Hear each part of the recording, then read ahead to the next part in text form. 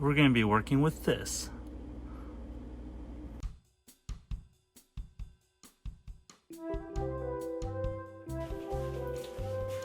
Okay, so some of you guys might recognize this kitchen.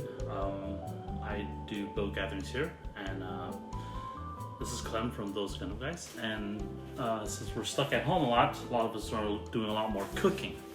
So what I have here is a gigantic piece of ribeye. This is my dry bag, you see here. And what this does is it allows this to dry age in this bag.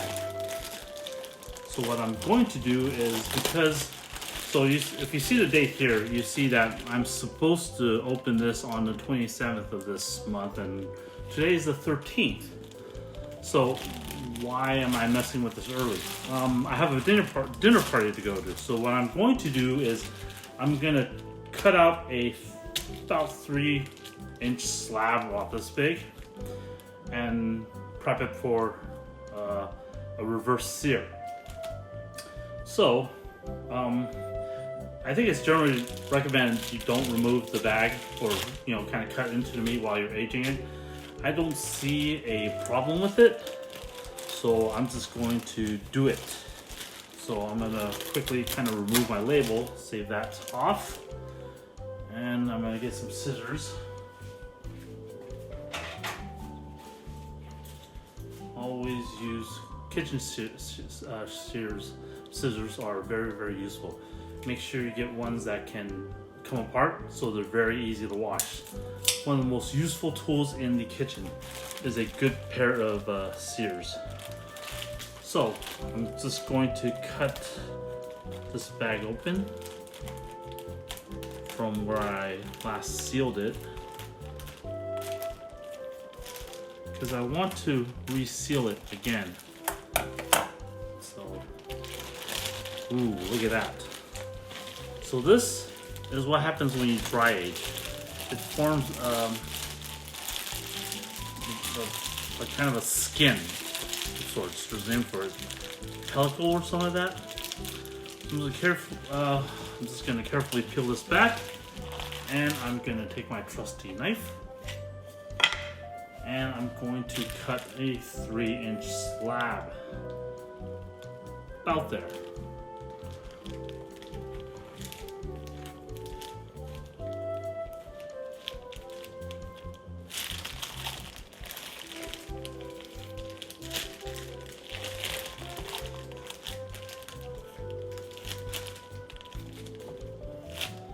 Make sure you have a nice and sharp knife when you're doing this. So you can see that this has been aged pretty decently. You can see that meat's nice and fresh. This stuff is actually still good. You can just trim this off, and it's not really rotten because it's been wrapped. But you could use this for soup bases and whatnot. So don't throw this away. But I'm gonna trim that off. So now I could rewrap this and continue aging for another couple of weeks till I won't get to that point of here. This is actually a permeable membrane of sorts. What happens here is air and moisture can draw out of these bags, which is why they're really good for aging meat. They're designed to dry age meat. So now I have my 2 seals back on there. I can rewrap this back, put my label back there, and throw this back into the fridge. I'll be right back as I put this back in the fridge, back on my rack. Notice that when I grabbed this piece of meat, it was sitting on a rack so that I had air flowing through the whole thing. Some people recommend after you dry age for first couple of weeks, you can flip it over. But if it's on rack, it's fine. You see both sides is pretty well cured for that dry aging process. So dry aging a piece of meat now, it's completely personal preference on how long you want to dry age. Some people will dry age for 30 days, 20 days. This one I'm doing for about 31 days or so. My wife likes the flavor of 31 days, and it's got, it's not gone over the bridge where it's overly funky. So dry aged beef has a very strong beef flavor. You can almost say it's like kind of a little funkier. So some people do 45, some people do 60, some people do 120 days. It's a matter of preference. So what I'm going to do now is I'm going to slice off this hard layer here. So I'm just going to carefully remove bits of it so that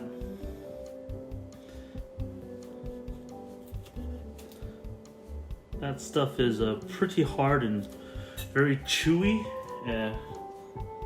You don't want to eat it.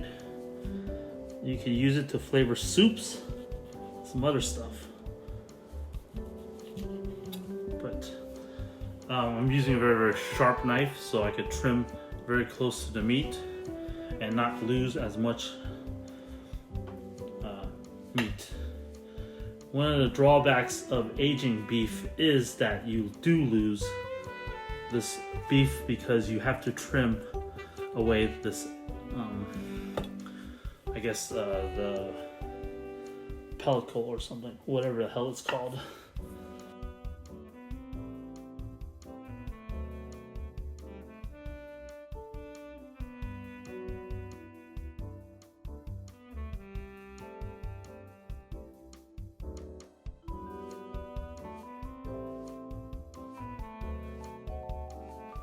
And if you could, if you like beef, if you never tried aged beef, hit up your local butcher shop or restaurant that does this and cook yourself a piece of aged meat. So definitely worth it. So this is my steak. It's ready to go. So I'm just gonna let this sit in the fridge, and this is gonna be cooked up tomorrow. And so earlier today, I took this piece of meat out of the fridge and let it sit here for a couple hours, so it's about room temperature. Generally, you want to cook this thing at room temperature because it'll cook more evenly. With the method I'm going to do with the reverse sear, this doesn't matter too much. But if you have a thinner slice of beef and you're searing it on a pan or cooking it on a pan, this does matter. So you should have it at room temperature. So right now I have my fire getting ready to go, and right now I'm just gonna salt this up. I generally don't want too much salt on my beef, a little too salty for me. So this is personal preference. Some people will salt it 48 hours ahead of time. I generally just salt it about half an hour before I'm ready to throw it onto the grill. So what will happen here is this will pull more moisture out of the beef. So if you watch as I salt this up, you get a good view of that. When we come back, you'll see that the salt has melted away and it's pulled more of the moisture out, and you'll see beads of sweat, basically the moisture from the beef that's on top. Let's get a better view of that. So that's what the salt looks like now, and we'll come back to this. This is my Kamado Joe Jr. And you can see the temperature right now is right about 220. This is about where I want it. So I'm gonna put on the lid and I'm gonna adjust my openings so that I keep my temperature right about here.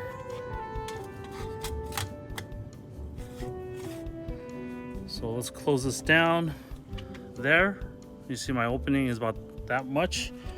And for this opening, I'm gonna close it down so that our air intake is about an inch or so. And this should slow my cooking time or this temperature down. So what I want to drop this down to is about 250 to maybe 225, somewhere between that. So going to come back in another couple of minutes to see how this is adjusting. So you see my temperature has dropped a little bit. It's a little sub 250 now and still dropping a little bit. So how this works is there's coal inside the Kamado Joe right now and it's burning. So it needs air coming through here to feed through it, helps fuel that fire. Now dropping the lid here will slow down. So there's a two-part mechanism. You have the airflow down here and you have like kind of the upper airflow. So you choke this down and you could kind of fine tune your temperature here. And if I choke it down a little bit more, it should adjust this down further. So once you get this all set up and it's stabilized, you can check it for a few minutes and this will be stable at the temperature you want. You're ready to start, cooking. And the Kamado is really good because it's ceramic. It will keep the temperature pretty stable. So this has only been a couple of minutes since I last left this, and if I zoom in a little bit, you can see that the salt has pulled a little bit more liquid out of the beef, and it's beat it up a little bit.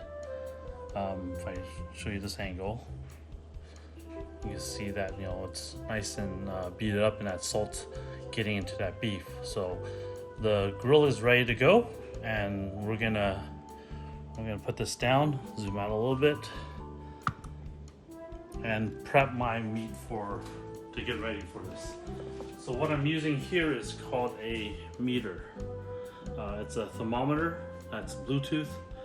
Connects to this. This connects to my phone, my Samsung notebook as well, and this remotely tells me the temperature inside the meat as well as the ambient temperature outside, inside the grill. So I'm just gonna lay this down because I'm gonna cook it like this. I'm gonna stick this into the middle of the meat. There's a marker right here. You want to go past that.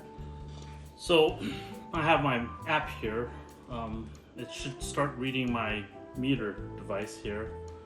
So let's see here if it's gonna start picking it up. So right now, so it's reading my internal temperature is about 59 degrees, which is pretty close to room temperature. Well, ambient is okay.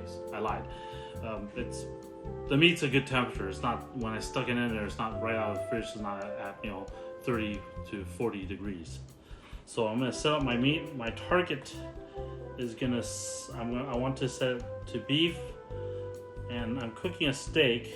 So I'm cooking a ribeye, and what I want to do is, because I'm cooking it at the reverse sear, my target is medium rare to 140. So I want to go to a target about 115. So because of the process I'm going to go to, by the time I'm done with this cook, I'll get a nice 140 degree medium rare.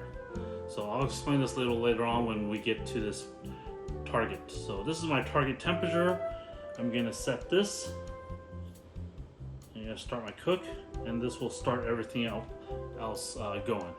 So now we're going to bring the ribeye out to the grill, and we'll go from there. Hey Bob, you want some steak? You want some steak? Okay, time to check the temperature of this. It's dropped down a little too much. So we're looking at 225. So I'm gonna raise this a little bit to bring that up, which I'm okay with a range between 225 and 250. So right now, I'm gonna put this down while I set this on a grill, or I'm gonna try to do this while I hold on to the camera. Famous last words. So that's my grill going right now. I also have a pan of water, which is something I generally like to do. So I'm just gonna stick my meat right there and close it as soon as possible. So every time you open up that lid, your temperature is gonna drop because you let out kind of you think of this as an oven with an internal temperature. So as soon as I close my oven, this should go back to 225 pretty quickly. So right now, I'm just gonna let this go. We're gonna check on the meter app to see what my temperature is as we go along with this. So this is a quick look at the temperature right now. Internal temperatures went from 58 to 62. Target is still 115, and temperature inside the oven or the grill is 248, shy on 250. So I'm gonna go out and readjust it slightly just to kind of tone down that temperature. So looking at that temperature, I'm gonna go outside and see what the temperature looks like for the smoker.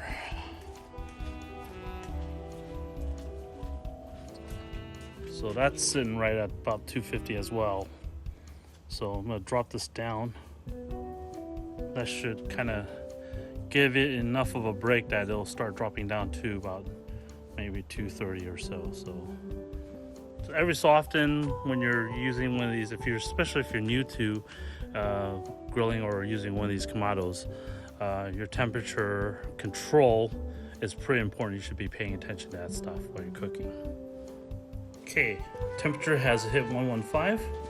Time to pull the steak out of the grill and let it rest while I prepare the grill for the next part of this process, the actual searing part.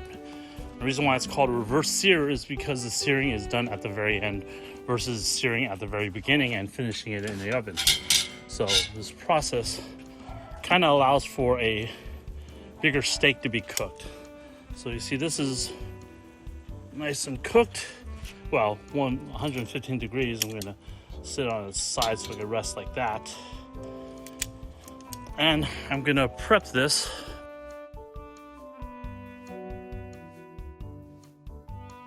So now that that's going, I'm gonna kind of shift some of the coals so I get a better burn.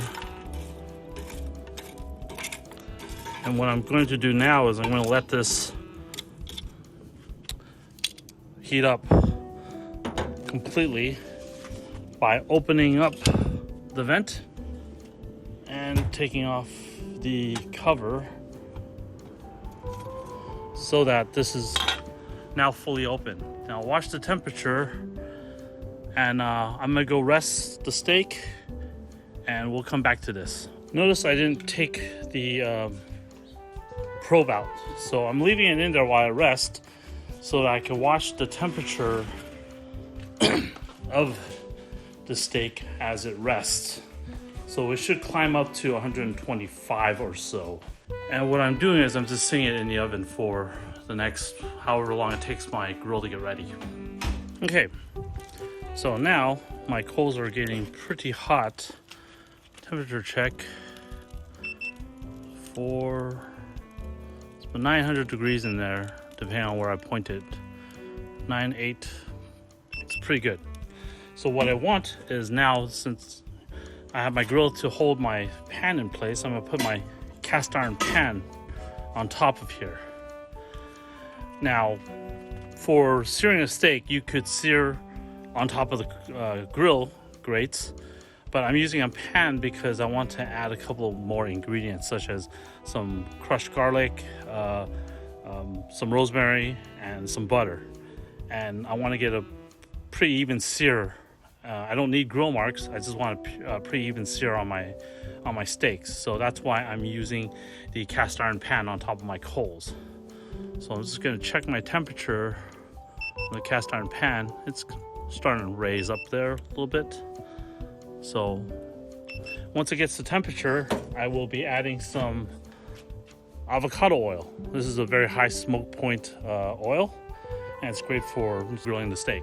So come back when this is ready for the steak. So I'm back inside. The steak has been resting. It's now up to 131 degrees. So it's time to take the steak out of the oven, remove the thermometer, and get ready to throw this onto the sear pan.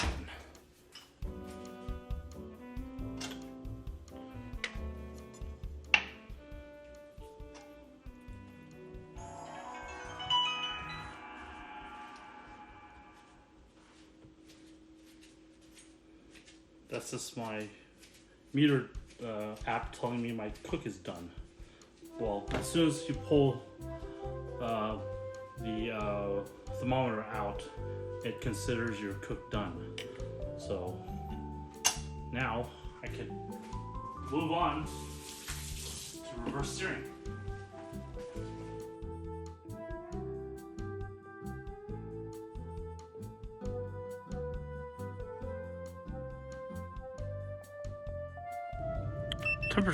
Temperature's getting there. So we'll give this a couple more minutes, and when we're ready, I'll come back to this.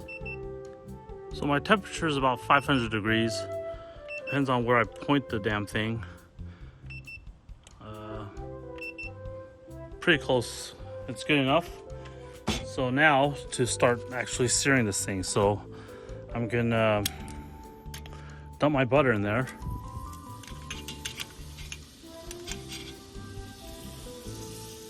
And then throw this guy in there.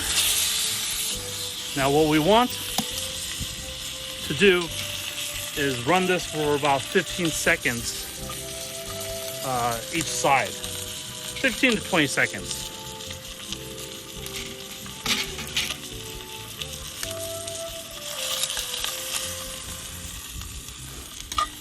My garlic smells really good right now. That rosemary is getting a good smell to it. So this will give it a little hint of that rosemary and garlic flavor. So that should be about 15 seconds. You can compare the look of this side once I flip it to the other side. You can see that I got this nice char. So probably need to leave it in there for a little bit longer since my temperature's a little lower than what I'm used to, but that's not too big of a deal. This is a really quick process. Just a couple of seconds on each side and you're done. And this will be ready to rest again and then serve. So I'm cooking again, like I said in the previous, earlier in this video, I'm cooking this for a dinner party. So you guys don't get to see me cut into this and eat it, which is usually a good thing because it's kind of a douche move when you see people, you know, cooking and they cut into it and they tell you, oh, it tastes so fucking fantastic, and it's like, fuck you, man. So I mean, the whole process is pretty simple. A couple steps here and there. Take a look at that. You can see how that's charred up a little bit. So depending on how much of a char you want, you could go longer or shorter. Keep in mind that this will also cook your steak a little bit more. So you might get a medium well versus, you know, a more medium cook if you sear this too long in here. So this fat side is down here. Now, if I were to take the pan off and then sear it right over the coals, the amount of fat that pulls from the aged steak will flare those coals up, and we'll get a huge flame coming up. So that's another reason why I'm doing it this way, so that my phone doesn't melt. And you can actually see what the hell I'm doing here. So now that that's seared, I'm gonna sear this side.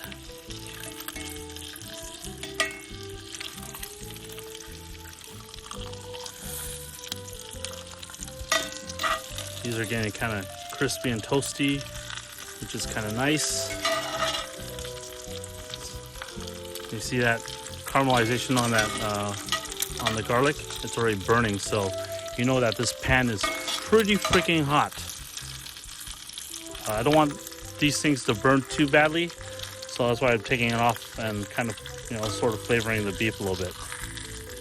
So just making sure I get that sear on all sides.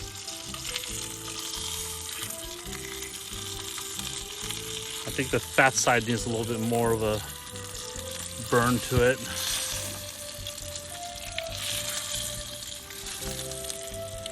But that should pretty much be all she wrote about this. Next, once I take this off, I'm going to wrap it in foil, wrap it in a kitchen towel and then shove it into a cooler so I could travel to my destination with it while keeping it, you know, fairly warm, and continue resting the steak. The thing I didn't talk about is resting. It's very, very important to rest the steak after you cook it, or rest any meat after you cook this, chicken, pork, whatever's. After you take it off the direct heat, it's going to continue to cook. So you give those juices to continue to work its magic, and your temperature will continue to rise. The internal temperature will continue to rise, and you'll get a very, very nice, evenly cooked product. So that's why you always rest your meat as opposed to just cutting right into it. Then you're gonna get all these juices are gonna spill out of it once you cut right into it if you don't rest it. Resting allows the juices to kind of redistribute through the entire meat, and then you'll have a very, very juicy product and a very tasty product. With that, I'll edit this together, and hopefully if you guys enjoy this, I'll do a couple more of these videos.